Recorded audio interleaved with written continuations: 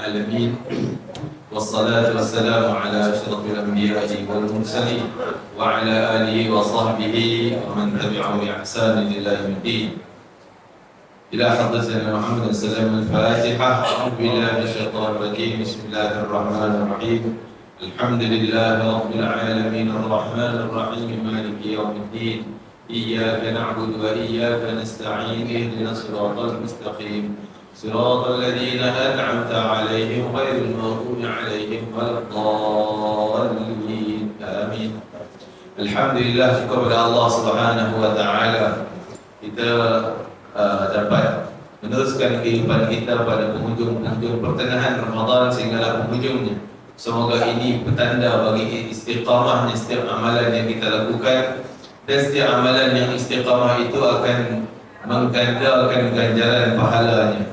InsyaAllah tabarakallah, khairul amal, sebaik-baik amalan itu adalah madama wa inqalla, yang kekal berterusan. Setiap malam kita buat, setiap waktu kita buat, walaupun benda itu sikit.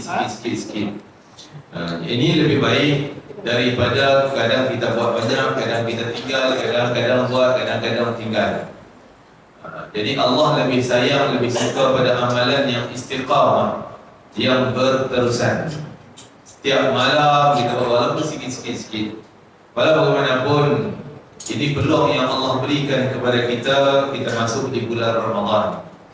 Kita dalamkah masuk hari pertama Ramadan itu pun dah satu keistimewaan. Apatah lagi kita diberi sampai umurnya kita hari ini, pada dah 17 Ramadan malam 18 dah. Masya-Allah tabarakallah. Dan kita harap Allah masih sayang pada kita semua dengan rahmatnya, dengan keberkatannya, sehingga Allah izinkan umur kita dipanjangkan sehinggalah sampai penghujung Ramadan, khususnya malam-malam ganjil yang terakhir daripada bulan Ramadan. Dan kalau boleh kita nak lagi Ramadan akan datang. Amin ya rabbal alamin. Inilah tamaknya orang mukmin. Orang mukmin, orang yang beriman, orang yang dicintai oleh Allah, tandanya hati dia rasa tak cukup dengan pahala yang dia buat. Dia nak buat lagi, dia nak lagi. Nak rahmat Allah, nak keampunan Allah, nak keberkatan daripada Allah Subhanahu wa taala. Alhamdulillah, pada tanggal 17 Ramadan, peristiwa yang besar dalam Islam yang sering kita buat peringatan, sambutan, iaitu nuzul Al-Quran. Tuan-tuan para hadirin sekalian, dan peristiwa selain daripada nuzul Al-Quran yang juga peristiwa besar dalam Islam adalah peristiwa perang Badar, juga berlaku pada tanggal 17 Ramadan, hari Jumaat, 17 Ramadan tahun 2 Hijrah. Okey, kita bahas tentang Al-Quran dulu. Kita duk sambut, kita selalu menyambut nuzul Al-Quran. Nuzul ni maknanya turun Al-Quran pada 17 Ramadan. Kalau kita tengok, betulkah nuzul Al-Quran 17 Ramadan? Saja saya buat persoalan, nanti kita jawab, kan? Tengok apa jawapannya. Dalam sebuah hadis yang diriwayatkan daripada Jabir bin Abdullah radhiyallahu anhu, dan juga Wathilah bin Al-Asqa radhiyallahu anhu, dia meriwayatkan hadis daripada baginda Nabi sallallahu alaihi wasallam yang menyebut, bersabda, nazalat suhufu Ibrahim alaihi salatu wassalam awwala lailatin min Ramadan. Suhuf Ibrahim. Tadi imam kita baca Sabbihisma rabbikal a'la pada witir tu yang pertama, kan? 2 rakaat pertama tu. Jadi penghujungnya suhufi Ibrahim wa Musa, kan? Penghujung ayat selalu kita baca alaihi assalam, iaitu suhuf yang Allah turunkan kepada Nabi Ibrahim dan Nabi Musa alaihissalam. Suhuf ni bukan kitab. Kitab ni kandungannya besar, banyak. Kalau suhuf ni lembaran kandungannya sedikit. Kebanyakan para Nabi hanya mendapat suhuf, kecuali 4 Nabi yang mendapat kitab, kan? Kebanyakan Nabi-Nabi dapat suhuf. Ismail ada suhufnya, Nabi Yusuf ada suhufnya, Nabi Ibrahim juga ada suhufnya. Dan suhuf Nabi Ibrahim turun pada malam pertama Ramadan. Kemudian wa unzilatit tauratu li sittin madina min Ramadan, dan Taurat pula turun pada siapa Taurat? Nabi Musa alaihissalam. Jadi Nabi Musa dapat dua, satu suhuf, satu kitab Taurat. Nabi Musa ni istimewa sikit, dapat dua. Suhuf pun dia dapat, Taurat, kitab Taurat pun dia ada. Kan? Tak ada Nabi lain yang dapat suhuf dan kitab. Yang Nabi dapat kitab, kitab saja bukan suhuf. Yang suhuf, suhuf saja bukan kitab. Tapi Nabi Musa dua-dua sekali. Kan? Taurat turun pada 6 daripada bulan Ramadan. 6, tarikh 6 Ramadan. Dan kitab Injil, wa unzilat Injilu li 13 khallat min Ramadan. Kitab Injil juga diturunkan pada 13 Ramadan. Ramadan juga, suhuf Ramadan, Taurat, kitab Taurat Ramadan, Injil Ramadan. Wa unzilatiz Zabur. Zabur kitab turun pada siapa? Nabi Daud alaihissalam. Turunnya pada 18 Ramadan, malam ni. Malam 18 ni. 18 Ramadan. Dan dalam hadis ni sebut wal Qur'anu li 24 khallat min Ramadan. Dan turunnya Al-Quran pada 24 malam 25 Ramadan. Kan? Kita sambut 17. Ni lah hadis 25. Macam tak betul ke? Nanti dulu. Jangan jawab lagi betul tak betulnya. Okey. Dalam Al-Quran Allah sebut turunnya Al-Quran ni, kita baca inna anzalnahu fi lailatul qadri. Sebenarnya kami turunkan dia pada malam Lailatul Qadar. Malam Lailatul Qadar ni kat mana? Bukan 17, sebab malam Lailatul Qadar ni 10 terakhir. 10 yang terakhir. Malam-malam ganjil pula boleh jadi 25 tadi, boleh jadi 27. Begitu di dalam surah Al-Dukhan Allah Ta'ala sebut inna anzalnahu fi lailatin mubarakah. Kami turunkan Al-Quran pada malam yang penuh dengan keberkatan, iaitu malam Lailatul Qadar. Juga 10 terakhir. Habis itu kenapa kita sambut 17 Ramadan? Macam betul ke nuzul Al-Quran 17 Ramadan? Okey. Al-Quran sebenarnya diturunkan dengan detailnya, turun 3 kali, 3 peringkat. Quran itu turun 3 peringkat, 3 kali. Peringkat yang pertama daripada Sidratul Muntaha turun ke Lauhul Mahfuz.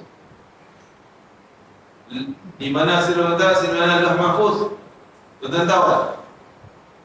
Pasti tak tahu tak? Saya pun tak tahu. Kan? Nama kita sebut je lah, tapi tempatnya kita tak tahu. Allah je yang tahu, Rasulullah je yang tahu. Kita tak pernah tahu. Kita tahu kawasan negeri kita, tempat kita, bumi inilah. Okey. Daripada Sidratul Muntaha ke Lauhul Mahfuz, turunnya pada malam yang itulah disebutnya turun pada malam 25 seperti hadis tadi ni. Malam 25 Ramadan. Yang kedua, daripada Lauh Mahfuz diturunkan pula, turun kali pertama tadi sekaligus 30 juzuk Al-Quran, semua sekali. Kali yang kedua turun dari Lauh Mahfuz ke Sama'id Dunia. Sama'id Dunia apa dia maknanya? Langit dunia. Kalau kita tengok atas yang warna biru tu, langit tu lah namanya langit dunia. Langit yang paling hampir dengan bumi ni. Di situ ada satu tempat namanya Baitul Izzah. Tempat Baitul Izzah ni dia berbetulan dengan Kaabah kita di Mekah. Kaabah kat Mekah, naik atas tu, atas itulah Baitul Izzah. Disebut oleh Nabi SAW di Baitul Izzah, para malaikat akan tawaf setiap hari. Yang masuk 70,000 para malaikat tawaf di Baitul Izzah, seperti mana kita di bumi tawaf di keliling Kaabah. Ya. Di situlah turunnya Al-Quran buat kali kedua, lengkap komplit 30 juzuk Al-Quran. Itu mungkin malam-malam ganjil 10 terakhir juga. Malam-malam ganjil 10 terakhir juga. Ya, tadi Lailatul Mubarakah, malam Lailatul Qadar. Yang 25 tadi mungkin yang pertama tadi. Habis itu yang 17 kat mana? Dari Sama'id Dunia tadi, Baitul Izzah tu turun kepada baginda Nabi Muhammad sallallahu alaihi wasallam. Turunnya wahyu yang pertama, yang semua kita tahu 5 ayat daripada surah Alaq. Iqra bismi rabbikal ladzi khalaq, khalaqal insana min 'alaq, iqra wa rabbukal akram alladzi 'allama bil qalam, 'allamal insana ma lam ya'lam. 5 ayat pertama itu turun di mana? Di Gua Hira yang berada dalam tanah suci Makkah. Yang itulah turunnya 17 Ramadan, yang kita jadikan sambutan 17 Ramadan sebagai nuzul Al-Quran. Itu yang kita clear, bagi clear. Nanti kita clear, hadis ni 25 yang dalam Quran, inna anzalnahu lailatul qadar, 10 terakhir. Lailatul qadar, saya pun kita sambut 17 sebab saya pernah orang bersoal macam tu. Ustaz, saya pun kita sambut 17 Ramadan nuzul Al-Quran, sedangkan hadis ni 25 hadis ni lailatul qadar ni 10 terakhir, malam ganjil 17 tak masuk 10 terakhir, kan? Jadi dah ada jawapan. Tuan-tuan faham kan? 3 kali turunnya. Yang pertama sampai Lauh Mahfuz, Lauh Mahfuz sampai Sama'id Dunia. Dari situlah Allah simpan dan turun pada Rahman hanya 5 ayat yang pertama pada 17 Ramadan. Dan lain baki daripada 5 ayat Iqra' tu, baki lebih pada tu sampai lengkap ilmu nuzul, turunnya munajjaman wa mufarraqan, turunnya berperingkat-peringkat, sedikit-sedikit bergantung peristiwa-peristiwa yang berlaku. Ya. Dan turun Al-Quran ni dia tak ikut susunan surah. Kan? Kadang dia turun ayat yang 100 dulu, baru turun ayat 1 sampai 5. Macam tu. Dia turun bercelahu lah, kata. Yang kemudian turun dulu, yang dulu turun kemudian. Ya. Seperti Iqra bismi rabbikal ladzi khalaq. 5 ayat yang Allah turunkan di Gua Hira tu, baki lagi turun kat mana? Dia turun kemudian lama-lama masa Nabi juga lah, tapi lepas itu Muzammil dulu, Mudaththir pula, baru surah-surah yang lain. Pelengkapnya kemudian. Tetapi setiap kali turun tu walaupun bercelahu, Nabi tahu yang ni dalam surah ni, yang ni dalam surah ni. Jibril yang maklumkan kepada Nabi sallallahu alaihi wasallam. Sebab tu kalau kita baca Iqra tu cantik, penghujung, penamat dia semua qalaq qaf belakang, banyakkan ni. Kan? Susunan cantik walaupun turun tak sama. Sebab Nabi tahu turun ni surah ni punya, turun ni surah ni punya, turun ni surah ni punya. Bila yang Nabi susun dalam surah-surah tersebut, Nabi menyusun dalam surah-surah. Yang ni masuk surah ni, yang ni masuk surah ni, yang ni Baqarah, yang ni Ali Imran, yang ni sekian. Setiap kali Ramadan Nabi bertadarus dengan Jibril alaihissalam. Tuan-tuan, sebab tu kita ni bila bulan Ramadan semangat tadarus, memang betul. Kena buat, kena ada. Tak bertadarus pun sekurang-kurang kita baca persendirian ekstra sikit, lebih banyak daripada harian lain sebelum Ramadan. Biar Ramadan, bulan Al-Quran digembarkan, kerana Allah sendiri yang gembarkan Ramadan dan Al-Quran. Dalam surah Baqarah Allah Ta'ala sebut pada dia, Syahrul Ramadan alladhi unzila fihi Al-Quran. Bulan Ramadan itulah yang Allah turunkan Al-Quran. Memang kita baca tadi Quran diturunkan peringkat-peringkat semuanya bulan Ramadan. Malah bukan Qurannya, kitab-kitab suci semua dalam bulan Ramadan. Dan Allah turunkan bulan Ramadan bukan kebetulan. Kita kebetulan buat kena bulan ni, kebetulan kena hari ni, kebetulan. Tapi semua yang Allah lakukan itu dengan takdir yang telah ditentukan. Kenapa Allah takdirkan kitab suci, suhuf, kitab, 4 buah kitab semua turun bulan Ramadan? Kenapa tu? Itu kita nak sebut bahawa bulan suci, bulan itulah dia yang sesuai Allah turunkan kitab yang suci. Kalau kita tengok kitab ayat yang suci, turun ke atas manusia yang paling suci, baginda Nabi Muhammad SAW. Turun pada hari bulan yang suci Ramadan, tempat yang suci, tanah suci Makkah. Masya-Allah, tabarakallah. Siapa yang ambil barang yang suci, turun waktu yang suci, di tempat yang suci, maka Allah sucikan hatinya, sucikan dosanya. Allah bersihkan dosanya. Tapi kita buat tak peduli dengan Quran, benda yang boleh membersihkan dosa kita. Kita ni banyak waktu. Saya tak kata tuan-tuan, saya kata sendiri, saya sendiri pun. Kan? Banyak silap, banyak kotor. Walaupun ceramah ni, kadang-kadang salah juga cakap. Kan? Kadang-kadang tersilap juga perbuatan kita. Banyak dosa. Hati kadang-kadang dosa. Fikiran kita dosa, mata kita jeling dosa, kan? Memek muka, riak muka kita pun boleh jadi dosa. Tangan kita geram sangat tunjuk isyarat boleh jadi dosa. Banyak dosanya. Maka kita sucikanlah dosa-dosa kita dengan kita ambil benda yang suci, iaitu Al-Quran. Turun pada manusia yang suci, di tempat yang suci, pada tarikh bulan yang suci. Semua bersih. Maka kita ambil barang bersih ni, kita juga akan jadi bersih. Tuan-tuan, saya nak buat contoh. Orang yang damping dengan Al-Quran ni, Masya Allah, tabarakallah, hebat. Terus, kerana dia dekat dengan Al-Quran, dia melekat dengan Al-Quran, terus Allah muliakan dia. Walaupun dulu dia orang biasa, walaupun dulu dia orang dosa, tapi kerana dia mendapat Al-Quran, terus Allah angkat darjatnya, dimuliakan. Bersih dosanya, terus menjadi orang mulia di sisi Allah, orang yang suci, dibersihkan dosa. Contoh tuan, kita nak buat, selalu saya buat contoh senang-senang faham. Macam contoh bodoh-bodoh kan. Katalah kertas ni, kan? Kertas ni saya baca daftar penceramah pengkuliah Masjid Muhammadiyah Bidit Daud. Ada tulis benda tu, tak ada ayat Quran di sini. Kertas ni orang ringgit sangat, kan? Kalau kita beli satu bundle tu, kan, baru dah ada RM8, RM10, kan? Saya ambil katalah 2 helai kertas. Satu kertas ni tulis macam ni, kan? Tulis biasa-biasa lah, bukan tak ada ayat Quran. Satu kertas kita tulis ayat Quran, Bismillahirrahmanirrahim, Alhamdulillahirabbil alamin, Ar-Rahmanir-Rahim, sampai wala dhalin, satu surah Fatihah. 2 helai kertas. Kertas mana yang kita nak menghormati dia? Pasti kertas yang ada ayat Quran. Kertas ni kita boleh campak je, letak bawah punggung, orang tak marah, kan? Habis sangat tak apa nak cantik, kita buat baru hari prok masuk tong sampah, tak apa-apa. Tapi kalau tulis yang tulis Bismillah sampai wala dhalin, sanggup tuan-tuan kerakam buang tong sampah? Tak sanggup. Sanggup letak bawah punggung kita duduk atas dia? Tak boleh, mesti orang marah kita. Allah bermurka pada kita, tak hormat.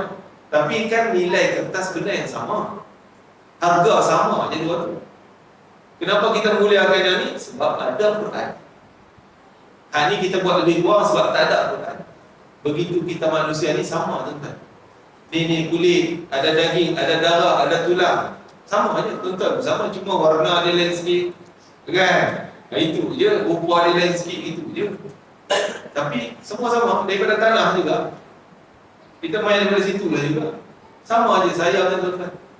Tapi yang membezakan seseorang dengan seorang, benda dalam dia tu, pengisian dalamnya. Kalau Quran 30 juzuk kat situ, Masya Allah, dia dimuliakan. Bukan dia dimuliakan oleh makhluk manusia di muka bumi, malah Allah memuliakan dia kerana ada Al-Quran. Aku nak sebut ni, bukan mesti orang penghafal Quran dia. Memanglah kita harap menghafal Quran Allah muliakan. Tetapi kalau orang yang tak hafal Quran, tuan-tuan, Masya Allah, ada yang istiqamah sehari boleh jadi 1 juzuk satu hari, 30 hari 30 juzuk, ataupun ada yang lebih banyak daripada tu. Ini ahli Al-Quran, Allah muliakan. Masya Allah, tuan-tuan, Quranlah syafaat yang paling besar. Kita, tuan-tuan, jangan dapat dada lah, saya Insya Allah dapat syurga sebab saya sembahyang cukup, saya puasa cukup, saya ini cukup. Ada nilai sembahyang kita, orang kata tak buku benda lah. Nak jadi penyelamat daripada neraka Allah, tak mungkin. Kecuali dengan itu mudah mendapat kasih sayang Allah. Allah kasihan kita, Allah selamatkan kita. Tapi orang yang ada Quran, Quran jadi syafaatnya, selamat. Ketika nak mati, Quran dah tolong dia. InsyaAllah, tabarakallah, kan? Syafaat Al-Quran. Syafaat Al-Quran adalah syafaat paling besar sekali.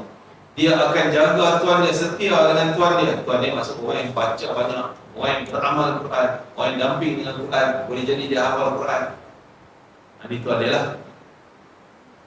Dia berdebat dengan Malakul Maut. Malakul Maut, engkau nak cabut tuan aku, nyawa tuan aku, pelan-pelan sikit. Dia berdebat. Dah mati dah, masuk tubuh. Mungkar Nakir datang nak soal. Dia kata, kau nak soal sana je, jangan dekat-dekat.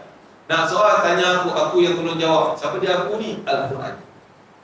Betul, jadi amalan dah. Malam Isyak sampai Isyak kita akan baca surah Tabarak. Surah Tabarak dalam sebuah hadis Nabi sebut, orang yang mengamalkan surah Tabarak setiap malam, ya, maka surah Tabarak akan jaga dia dalam guru. Sehingga kalaulah mungkar nakir tu nak sempat orang tu, maksudnya nak siksa orang tu, surah Al-Mulk akan berdebat dengan Allah. Ya Allah, kalau kau izinkan malaikat mungkar nakir dan rombongannya nak siksa tuan aku, lebih baik kau keluarkan jelah aku kat surah Al-Mulk ni, keluarkan aku daripada Quran, jangan letak Quran. Keluarkan. Tak guna aku duduk dalam Quran, tapi tuan aku baca kena siksa. Jangan siksa dia Allah. Bela kita. Ini siapa ni? Orang yang damping dengan Al-Quran. Ini rugi siapa yang lalu Ramadan sampai hujung Ramadan, Quran lebih kurang sama dengan bukan Ramadan. Allah yang kembarkan dalam bulan Ramadan Quran. Disebut dari syahr Ramadan alladzi unzila fihi al-Quran. Allah kembarkan. Bulan Ramadan itulah yang Allah turunkan jadi kembar, Ramadan Quran. Jadi jangan kita pisah Ramadan. Masuk Ramadan kita puasa dia, Quran tak baca.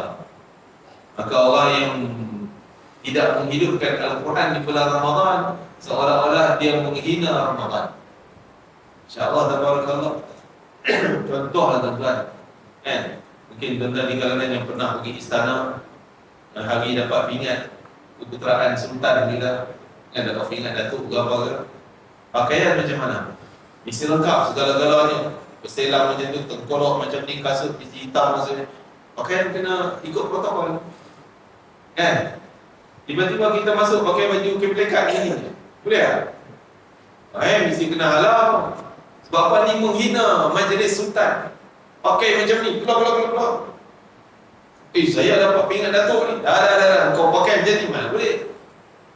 Kan? Jadi tak sesuai pakaian dengan majlis. Begitu juga tak menyesuaikan Al-Quran dalam bulan Ramadan. Masuk Ramadan, Quran mendadak saya kena halau daripada syurga wal-iyadzubillah.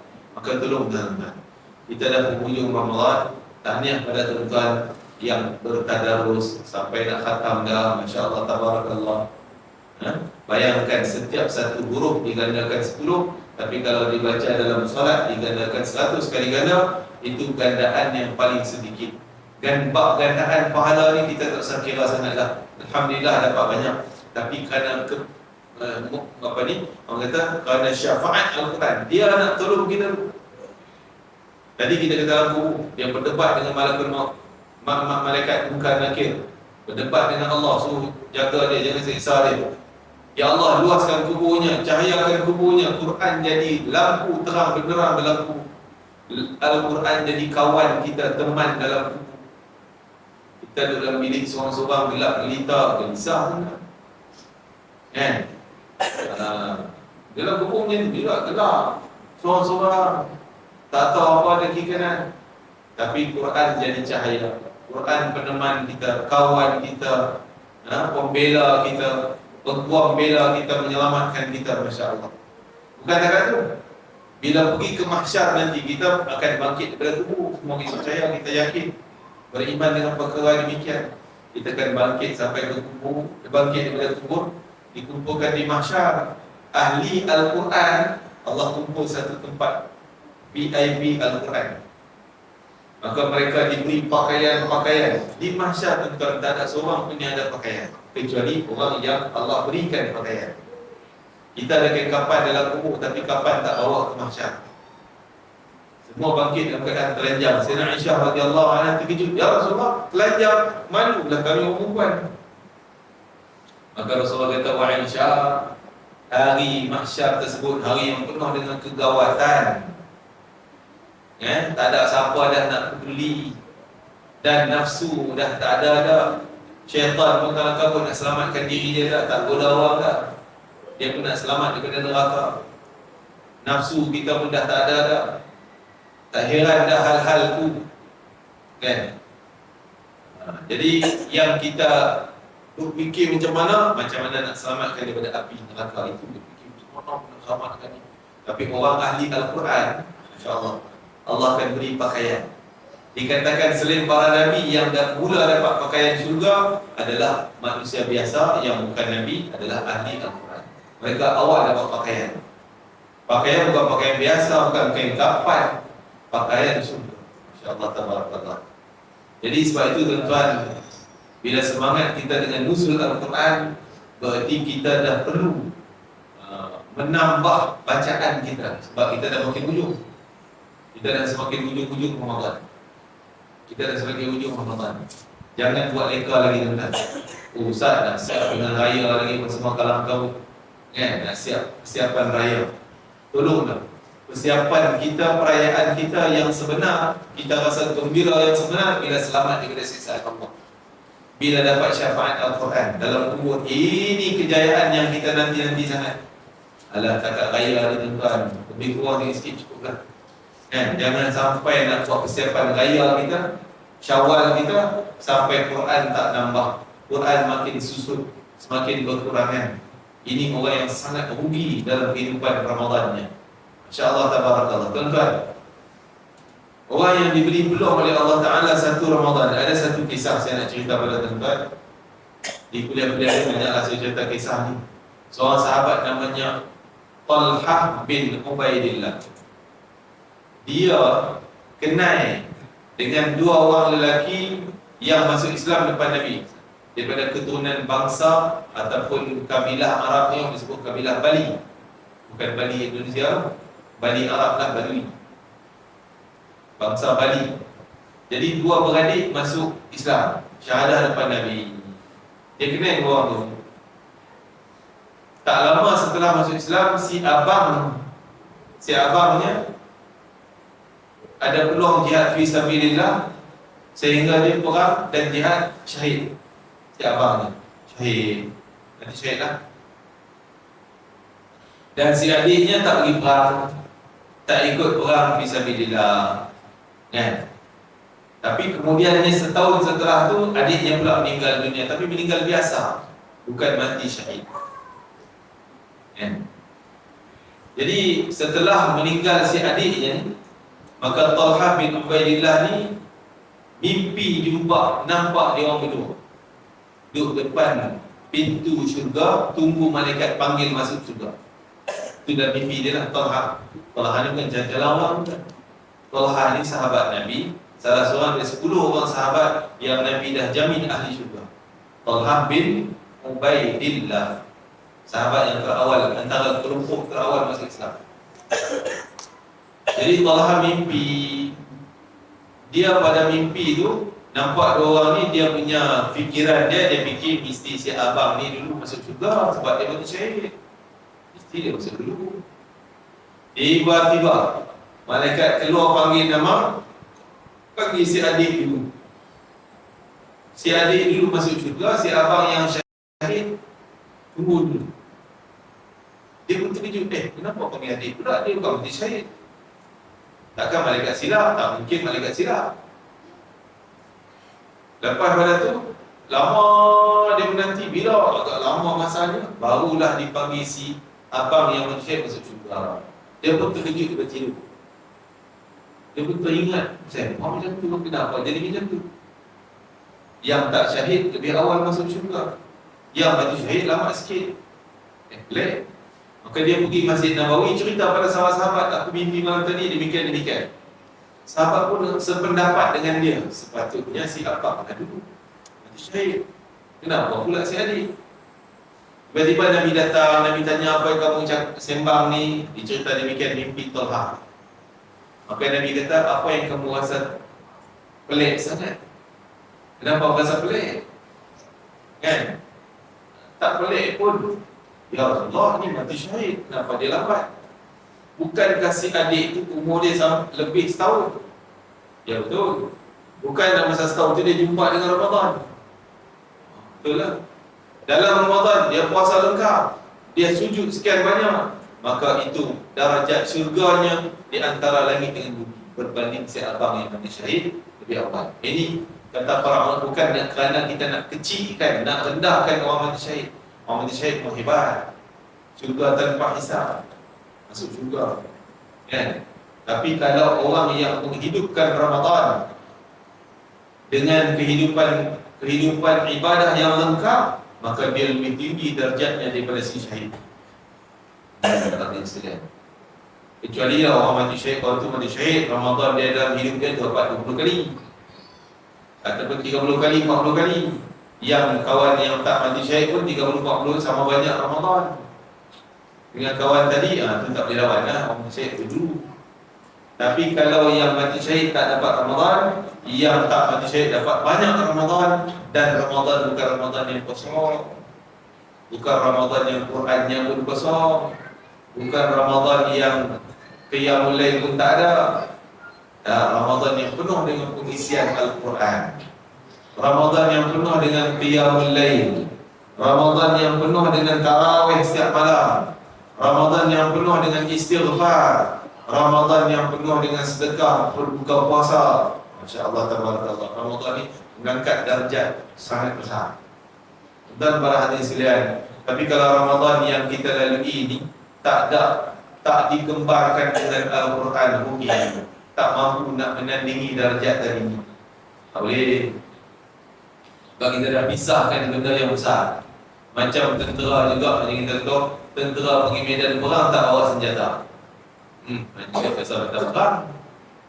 Naik perang bawa M16 tapi peluru sebiji pun tak ada. Pun tak jadi juga. Kan? Masuk Ramadan tak ada Quran, macam bawa senapang tak ada peluru. Masya Allah, tabarakallah. Jadi tuan-tuan yang dimuliakan oleh Allah SWT, mintalah pada Allah. Masih ada masa untuk kita menghidupkan Al-Quran di bulan Ramadan. Minta pada Allah, ya Allah berilah kekuatan untuk berdamping dengan Al-Quran dan menghidupkannya di bulan Ramadan. InsyaAllah, tabarakallah.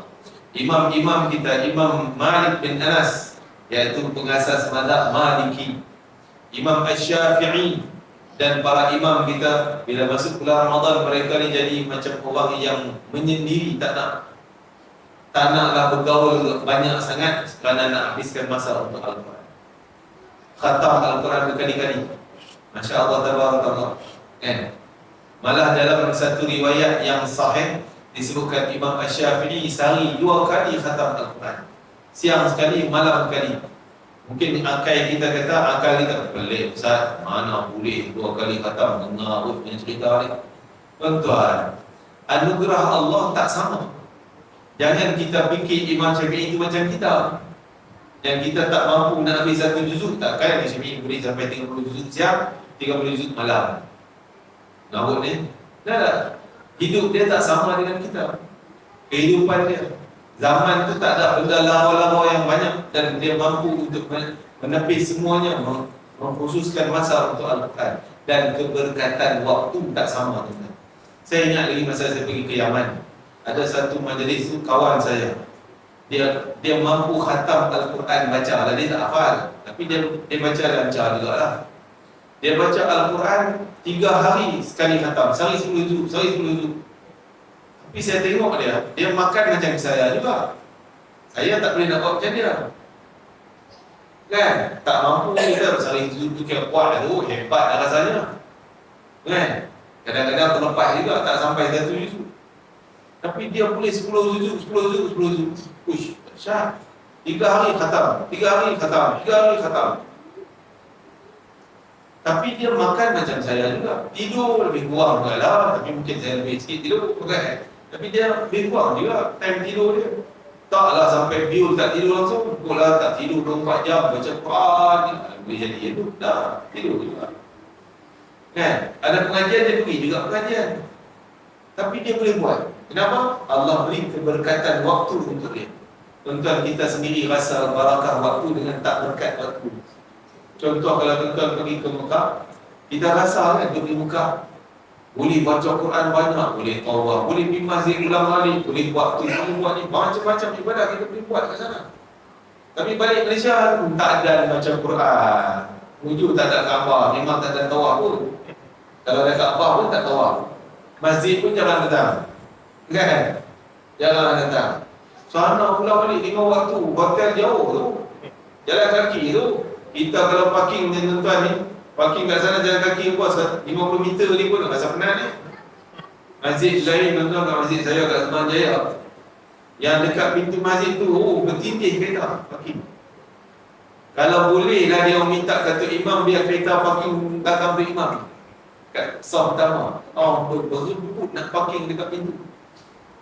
Sampai saya datang kuliah dah, kita ustaz kuliah dia tak ramai. Kata-kata, alamak, parking untuk ustaz, parking untuk penceramah dia tulis tu. Tapi ada 2 biji kereta kat situ dah blok. Nak masuk macam mana? Berebut. Pasal apa nak dekat dengan pintu masjid? Tapi kat Mekah dia boleh jalan 400 meter, 500 meter, setengah kilometer boleh pergi masjid di bawah tu. Barakah. Keberkatan tenaga tu lain, keberkatan sihat lain, keberkatan waktu lain. Masya Allah, minta lah. Kalau kita manfaatkan waktu, pasti Allah berikan keberkatan waktu. Para hadirin sekalian, Masya Allah, antaranya keberkatan waktu bila waktu kita isi dengan banyaknya ibadah. Tuan-tuan etika, Masya Allah. Lepas itu datang 5 waktu masjid, dan makmurkan rumah Allah dengan bacaan Al-Quran, tadarus dan sebagainya. Jadi Allah akan luaskan, berkatkan waktu sehingga kita mampu buat ni. Itulah keberkatan pada harta. Kadang-kadang nilai sama, kau ni 1000 gaji 2000, ni gaji 2000, tapi kawan ni tak ada barakah, 2000 lesap apa pun tak boleh buat. Yang kau ni sempatlah masuk tabung masjid, boleh buat tu, anak dan sebagainya. Barakah, keberkatan. Mintalah keberkatan dalam harta, keberkatan dalam kesihatan, keberkatan pada umur. Masya Allah, saya malu nak cerita tuan-tuan sebab saya tengok tuan-tuan lagi berkat. Berkat pada umur yang mungkin 60-an, 70-an, Masya Allah. Boleh datang masjid dengan semangat, datang masjid ibadah. Ini keberkatan umur. Masya Allah, tabarakallah. Orang yang umurnya panjang, amalannya baik, Masya Allah, orang ni lah orang yang terbaik, yang paling mulia di sisi Allah Ta'ala. Karena Nabi sebut khairun nas, sebaik-baik manusia adalah orang yang panjang umurnya, banyak pula amalan dia. Masya Allah, tabarakallah. Semoga kita semuanya melalui bulan Ramadan dengan pengisian yang penuh dengan amal saleh, terutama dengan Al-Quran.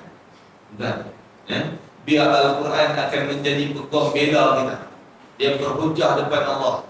Dia minta pada Allah, macam-macam dia minta. Jangan Al-Quran jadi pendakwa kita. Dulu kita, ya Allah, kawan ni asyik beli Quran macam-macam. Pergi Mekah 5 kali, pergi Mekah 5 biji Al-Quran besar-besar, cantik-cantik dia beli. Tapi dia letak dalam mari. Cicak yang baca, ulat buku yang baca, habis gigit Al-Quran, dia tak pernah buka baca. Quran dakwah kita pula. Quran akan malukan kita, azabkan kita di akhirat nanti. Dia akan Allah, ni orang ni tak pernah hormat aku, tak pernah baca aku, tak pernah muliakan aku, ya Allah. Menghormati Al-Quran, mulia Al-Quran bukan sekadar kita junjung tak kepala, iaitu dengan cara kita banyak membaca Al-Quran. InsyaAllah, tabarakallah.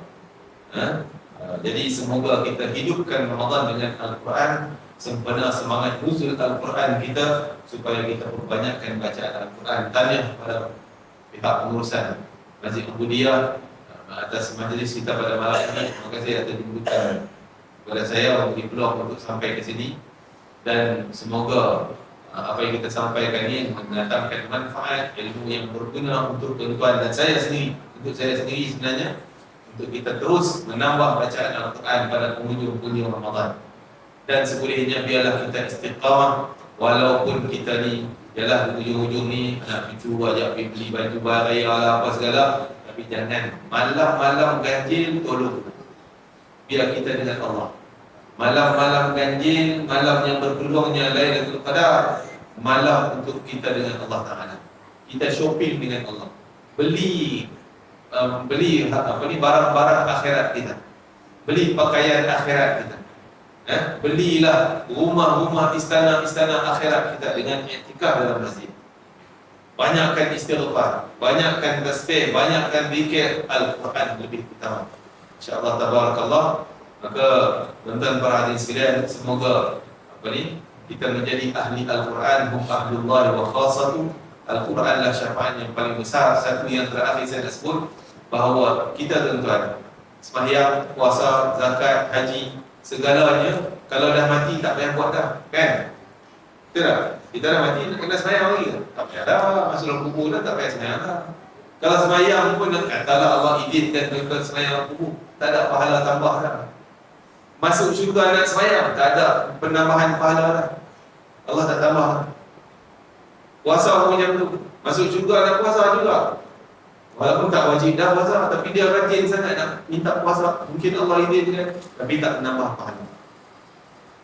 Kan? Begitu juga zakat, nak sedekah ke apa, dalam syurga tak payah dah nak sedekah-sedekah. Kecuali Al-Quran. Orang ahli Al-Quran, Allah izinkan, Allah bangga dalam syurga kau nak baca lagi Al-Quran. Bacalah seperti mana kau di dunia dahulu rajin membaca Quran, aku izinkan kau baca dalam syurga. Setiap ayat yang kita baca, Allah tambah nikmat atau kita sebut upgrade. Allah upgrade level syurga kita. Kalau hotel kan bintang, 3 bintang tak sama dengan 4 bintang. Bintang lagi hebat. 4 bintang tak sama dengan 5 bintang. 5 bintang lagi hebat. Di Dubai ni tak apa 7 bintang tu yang kena tembak tu kan.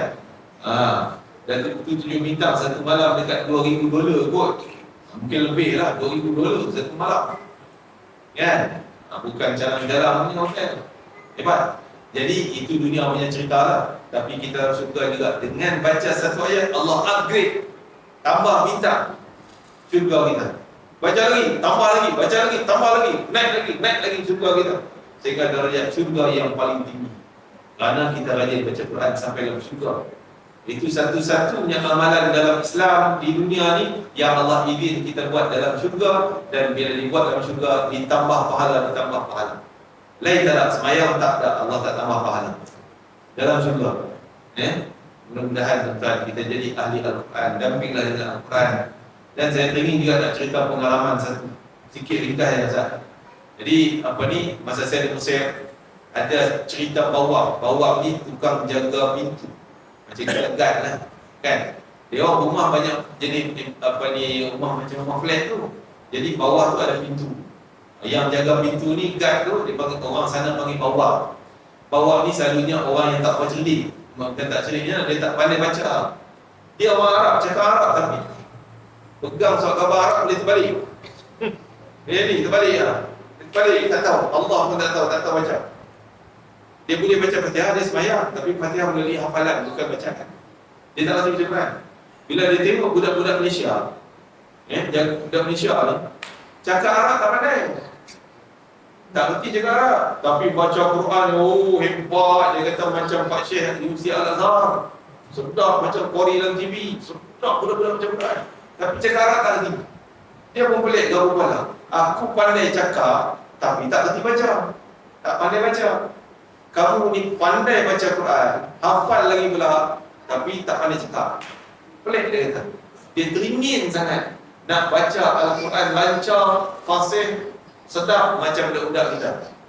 Kan, pelajar-pelajar sana. Macam mana dia desak kita, macam mana? Maka ada seorang kawan yang pelajar lah, dia kata, nantilah dia pergi beli buku macam kita muqaddam dulu, zaman dulu muqaddam kan. Dulu sekarang ni buku ikhtiraq lah. Apa semua. Dia beli itu nak ajar bawah ni. Ni ajar. Dia pun seronok nak belajar ni. Ni bau alif bata. Nak baca alif bata. Kan? Tak habis pun buku muqaddam tu, tak boleh baca pun Fatihah dengan bacaan, masuk dengan bacaan, tapi hafalan dia ingat. Kan? Tak dapat, tapi dia meninggal dunia. Dia punya azam dia, cita-cita dia nak jadi penghafal Quran macam budak-budak Universiti Al-Azhar. Kan, nak baca sedap. Tapi dia meninggal dunia. Bila dia meninggal dunia, kubur, kita nak cerita kubur Mesir ni, dia bukan punya kubur kita tanam seorang-seorang, satu liang, satu seorang. Dia kubur dia macam bilik ni. Ni, 2 bilik. Saya masuk dari atas, ada tangga bawah, masuk dalam lubang. Satu bilik belah ni, orang lelaki. Dia ni perempuan. Satu kotak, satu bilik ni adalah satu family. Daripada keturunan, satu keturunan. Kan? Kalau tak ada keturunan, dia buat lubang asing. Maksud dia tak tahu keturunan mana, macam orang Malaysia tak ada keturunan di sana, dia buat lubang asing, orang asing tersebut. Jadi kita boleh masuk kubur, saya masuk ikut jenazah kubur ni, orang tunjuk ni kubur ni sekian dia dah 5 tahun dah, yang ni baru 2 tahun, yang ni baru setahun, yang ni baru semalam. Tuan kan? Boleh tengok kubur dia tak busuk mayat dia. Sebab cuaca di sana. Ini pengalaman saya turun sini dalam kubur tu tengok. Jadi orang tunjuk, ni lah bawa kamu. Awak tadi ni yang bawa abah tau meninggal dunia. tak tahu pun baca Quran, tapi Allah kekalkan jenazah dia dah 3, 4, 5 tahun dah masih utuh macam orang hafal Quran. Masya Allah. Sebab apa kita pun bertanya? Sebab dia punya angan-angan, cita-cita, azam, sungguh-sungguh aku nak hafal Quran, aku nak jadi ahli Al-Quran. Walaupun tak sampai, Allah bayar apa yang dia angan-angan. Pahalanya macam dia angan-angan, pahalanya macam dia punya cita-cita. Maka kita bercita-citalah supaya menjadi ahli Al-Quran dan berusahalah untuk menjadi ahli Al-Quran. Wallahu ta'ala alam. Mohon maaf atas segala-galanya dan minta maaf lah lajak masanya, dan semoga kita dapat manfaat apa yang kita dengar dan kita jadilah amalan yang baik untuk penghujung Ramadan kita, insya-Allah. Dan terima kasih kepada Tuan Haji Islam dan juga barisan EJK semuanya yang mengadakan majlis yang mulia pada malam ini. Semoga Allah tambahkan keberkatan kepada barisan EJK, berkatan dalam hidup, berkatan pada harta dan semua tuan-tuan yang hadir. Semoga Allah beri barakah pada sihat, barakah pada badan, keberkatan pada harta, keberkatan pada umur, keberkatan pada masa dan ilmu amal kita, insya-Allah. Rabbana taqabbal minna innaka antas samiul alim wa tub alaina innaka antat tawwabur rahim. Allahumma barik lana fi arzaqina wa barik lana fi a'malina wa barik lana fi hayatina wa barik lana fi abdanina wa barik lana fi a'yunina wa barik lana fi asma'ina wa barik lana fi sihhatina wa barik lana fi kulli shay'in a'taytana ya arhamar rahimin. Allahumma rzuqna lailatul qadri wal amal salih fiha. Ya Allah, kurniakanlah kami bertemu dengan malam Lailatul Qadar dan beramal saleh pada malamnya, ya Allah. Berilah kepada kami segala keampunan-Mu, ya Allah, keberkatan dari-Mu, ya Allah, keridhaan-Mu, ya Allah, dan segala-gala yang seperti mana yang telah Kau berikan kepada hamba-hamba-Mu yang saleh pada malam khususnya Lailatul Qadar dan malam-malam terakhir Ramadan. Ya Allah, Tuhan kami, terimalah segala amal yang telah kami lakukan, ya Allah. Jadikanlah ia sebagai pengundang rahmat dan kasih sayang cinta-Mu, ya Arhamar Rahimin. Memberatkan timbangan hasanat kami dan menghapus segala dosa-dosa kami, ya Allah. Juga kepada ahli keluarga kami, sanak saudara kami, pasangan kami, ya Arhamar Rahimin. Ya Allah, dan kami jangan Kau sia-siakan segala perbuatan yang kami lakukan. Jadikanlah ia ikhlas untuk mengharapkan redha-Mu, ya Allah. Ikhlas hati kami mengharapkan keridhaan-Mu, ya Allah, mengharapkan pahala-Mu, ya Allah, ya Akramal Akramin. Ya Allah, izinkanlah kami bertemu dengan baginda Nabi Muhammad sallallahu alaihi wasallam, mendapat syafaatnya di akhirat nanti, ya Arhamar Rahimin, dan kami bertemu dengannya, bersalaman dengannya dan minum telaga Kautsar daripada tangannya, ya Akramal Akramin. Ya Allah, Tuhan kami, berilah hidayah kepada mereka yang belum dan masih jauh daripada hidayah, ya Allah. Berilah mereka kembali kepada kebaikan-kebaikan seperti yang Kau redai, ya Allah. Ya Allah, hindarlah kami daripada segala musibah, kemalangan, keburukan, kejahatan, sama ada jin dan manusia, dan kejahatan yang disengajakan maupun yang tak disengajakan, ya Allah. Berilah kami kekuatan, kesihatan, peliharalah kami daripada segala-galanya, ya Arhamar Rahimin. Rabbana atina fid dunya hasanah wa fil akhirati hasanah wa qina adzabannar. Ya Allah, di kalangan kami mempunyai hajat-hajat dunia dan akhirat, tunaikanlah dan permudahkanlah segala hajat tersebut untuk diri kami, ya Allah, dan pasangan kami, keluarga kami, ya Akramal Akramin. Rabbana atina fid dunya hasanah wa fil akhirati hasanah wa qina adzabannar. Wa sallallahu ala sayyidina Muhammadin nabiyil ummi wa ala alihi wasallam. Walhamdulillahirabbil alamin. Taqabbalallahu minkum wa minkum taqabbal karim. Subhanallah. Terima kasih kepada Ustaz Azzian Firman kerana telah sudi memberikan tazkirah Al-Quran untuk masjid kita pada hari ini. Dan terima kasih juga kepada para jemaah yang telah sudi bersama-sama mendengarkan tazkirah Ustaz. Semoga segala apa yang telah Ustaz tentangkan ceritakan tadi kita mendapat menjadikan amalan kita sehari-hari, insyaAllah. Dan itu saya jemput Tuan Nazir kita, Tuan Haji Ruslan, untuk berikan sedikit cerita mata kepada Ustaz. Silakan.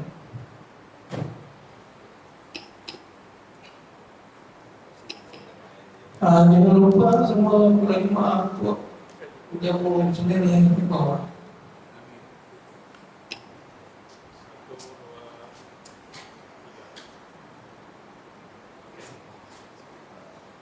Yeah.